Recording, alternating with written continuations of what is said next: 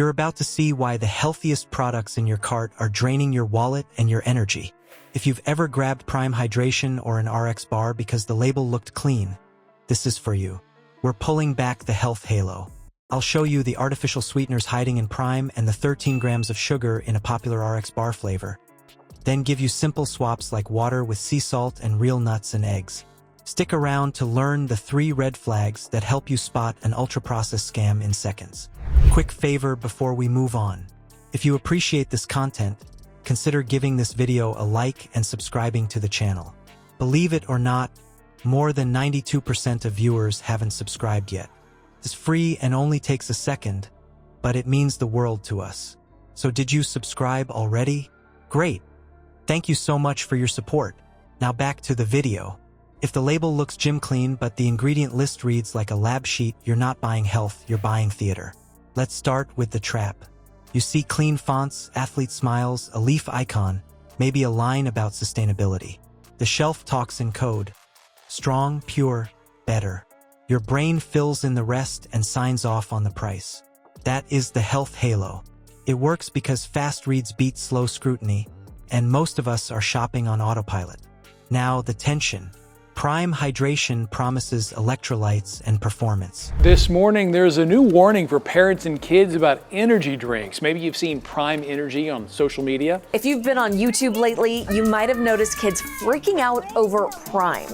The drink's being promoted by popular YouTubers Logan Paul and KSI and comes in 2 varieties: energy and hydration. The average 12-ounce soft drink has about 30 to 40 milligrams of caffeine, and an 8.4-ounce can of Red Bull has 80.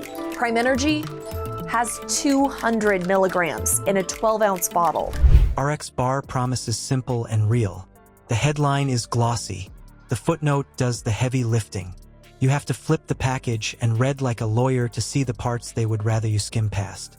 Prime first. The front is neon confidence. The back is sucralose and broad, natural flavors. Sucralose is an artificial sweetener. Natural flavors is an umbrella term for lab-made blends built to taste like fruit without a farm in sight. None of that screams hydration, but the bottle glow and the hype make it feel like insurance in your gym bag. It's like paying for a premium car wash and driving out with scented water on the paint. Shiny, not cleaner. Here's the real kicker. Newer analyses group these sweetened, flavor-loaded drinks as ultra-processed. That label isn't just a vibe. It speaks to how the product is built, layers of additives to tweak taste, shelf life, and mouthfeel. Processing level and artificial sweeteners are linked with overconsumption and taste training towards sweetness. You sip more, crave sweeter later, and plain water starts to taste flat. The bottle sells a workout edge. The formula trains your palate. High levels of caffeine can also cause sleep problems, anxiety, and attention issues, which is why pediatricians recommend no caffeine for kids younger than 12 and no energy drinks for children and teens. According to experts, while teens may be able to handle the amount of caffeine in a soft drink just fine, high concentrations of caffeine all at once can cause an irregular heartbeat. This is especially dangerous in kids with an undiagnosed heart condition. When it comes to the hydration version, it's a mix of coconut water, electrolytes, and additives, but parents should be aware the label says it should not be consumed by children younger than 15. Now let's move on to RX Bar. The front copy says egg whites, dates, nuts. Straight talk, right? Flip it. In a chocolate sea salt style, you're still staring at around 13 grams of sugar, plus the tidy work of protein isolates. The texture is chewy because binders and isolates do their job. Your mouth reads treat. Your brain gets a sugar bump. And your wallet pays a premium for a bar that hits like a dessert in gym clothes. A guide to help you sort through sugar and sugar alternatives. There are so many options out there these days, but what are the pros and cons, and how do you decide what's best for you? Why do you think people are moving away from sugar and looking for these sugar alternatives? So in general, people are moving away from table sugar or sucrose because we're in the middle of a diabetes and obesity epidemic in the United States. Still get the satisfaction of a sweet taste without the risks. So the cavities, the weight gain, the spike in blood sugar. So you still get the satisfaction of having something sweet. Research lines up with that. When a product leans on protein isolates and binders, it slides into ultra-processed territory. That matters because the structure of your food changes how you feel after eating it. High sugar in a protein bar softens satiety. You're full for shorter. The price per gram of actual nutrition climbs. While the label keeps whispering clean, you get a story, a sweet hit, and not much staying power. So where does that leave you in the aisle?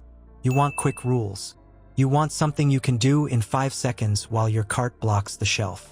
3 red flags do the job. Protein isolates, artificial sweeteners, and double-digit sugar.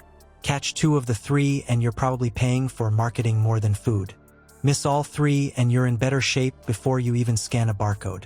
So when you're talking about all this range, I mean, there's the pink stuff, the yellow stuff, the blue stuff, there's the stuff you can squeeze in, stevia. I mean, I can't even keep it all straight. Is one better than the other in terms of your health? What that means in real life, so DNA is the blueprint of everything that happens in our body. DNA lives inside of cells, and at high levels of sugar or artificial sweeteners, the ability of DNA to repair itself is inhibited. Lean, fit, I would say a bit of the real stuff, table sugar, is the way to go. If somebody is at risk of weight gain, concerned about their weight, has prediabetes or diabetes, they may want to switch to a non-nutritive sweetener. Let's make it useful with real swaps. Prime to water plus a pinch of sea salt. Same hydration, fewer extras, pennies instead of dollars. Or go straight coconut water if you need a little natural potassium after a hard session. RX bar to a handful of nuts and a hard-boiled egg. That's protein you can see and fat that actually keeps you steady. No binders. No dessert curveball. You spend less and you stop the roller coaster. The truth is, this isn't about demonizing brands. It's about cutting through stagecraft so you can buy what works. When the front shouts performance, the back often whispers formula. Your best move is to listen to the whisper. One more detail that pays off fast. If the first promise on the front is flavor and the second is a story, the nutrition is probably third. Slide your thumb to the ingredients. Scan for those 3 flags. If 2 wave at you, shelf it and choose the swap. The more you practice this, the less the halo sticks. Now let's turn those swaps into a fast rule you can use in any aisle, without a dietitian on speed dial. If the first promise is flavor and the second is a story, the nutrition is probably third in line. That's the tell. Front of pack theater. Back of pack truth. Use 3 red flags on every label. Protein isolates, artificial sweeteners, and double-digit sugar. 2 show up, you shelf it. Then buy the swap, not the story. Water with a pinch of salt over flashy hydration. Nuts and an egg over a chewy bar that eats like dessert. It's like changing the channel from ads to the game. If this gave you something to chew on, hit like, subscribe, and share it with someone who brings a gym bottle to breakfast.